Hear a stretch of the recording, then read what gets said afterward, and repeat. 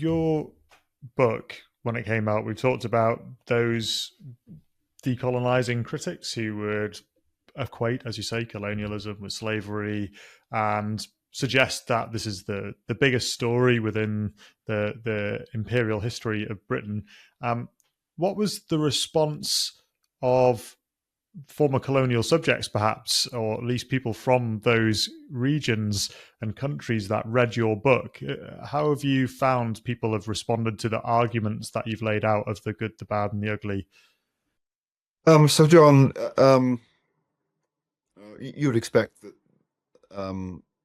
the responses would be various, as they have been among British people too.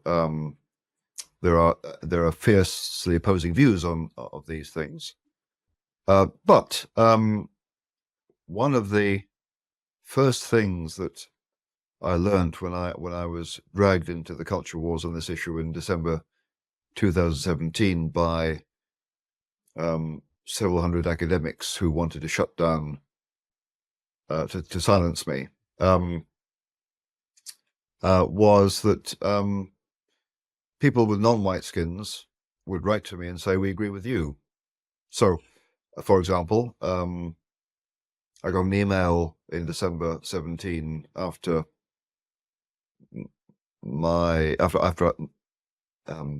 the row about my views on empire got into the press, from a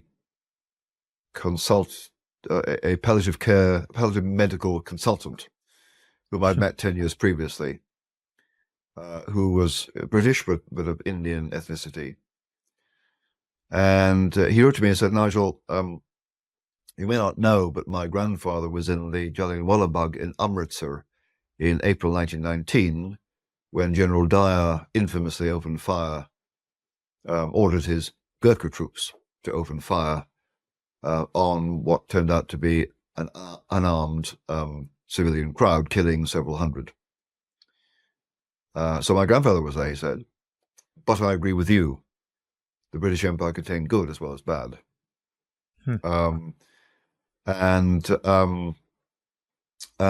There are plenty of, and another example would be, this is just anecdotes, John, but they're indicative of the fact that this is not true, that all of the subjects of empire, or the children of the subjects of empire, or the grandchildren of the subjects of empire think the same thing, which is the impression you might get if you listen to white champions of the colonial oppressed. I mean, why would you expect all Indians or all Nigerians to think the same thing? A couple of years ago, there was a document produced by a Church of England body about the Church of England paying reparations for slavery. And it also recommended that the church should apologize to Africans for the denigration and suppression of traditional African religion. And when I showed this to a young Nigerian woman, journalist come novelist, Christian, she was incandescent with dismay and indignation, because from her point of view, her people have been liberated from benighted traditional African religion into Christianity, and there are now 700 million African Christians. They weren't forced to become Christian. One thing that surprised me, John, was pleasantly surprised that there are people with non-white skins who agree with me, and in fact, a project that I had launched in July 2017 on ethics and empire, I designed it with a very eminent historian of empire, and when I came under became the object of a campaign to shut me down, my white historian colleague abruptly resigned from the project.